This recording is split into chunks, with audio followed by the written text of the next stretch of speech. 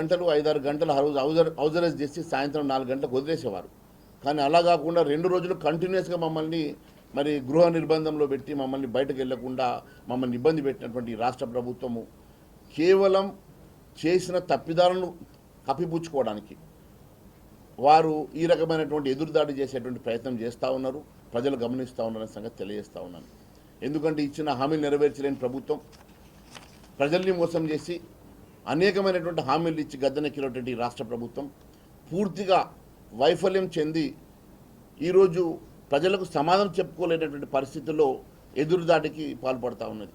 మరి ఈ రకమైనటువంటి ప్రజలు గమనిస్తూ ఉన్నారు. ఈ రకమైనటువంటి ఎదురుదాడిని 6 గ్యారంటీలకు చట్టబద్ధత కల్పిస్తా అని చెప్పినటువంటి రేవంత్ రెడ్డి గారు ఈరోజు 6 గ్యారంటీలకు చట్టబద్ధత కాదు కదా, ఇచ్చినటువంటి హామీలు కూడా నెరవేర్చలేనటువంటి పరిస్థితిలో ఈరోజు రాష్ట్రం దివాలా తీసే పరిస్థితిలో నడిపిస్తున్నటువంటి ప్రజలు గమనిస్తూ ఉన్నారు. మేము ఒకటే అడుగుతూ ఉన్నాం, మీరు ఇచ్చిన హామీలు నెరవేర్చినప్పుడు మీకు అధికారంలో ఉండేటువంటి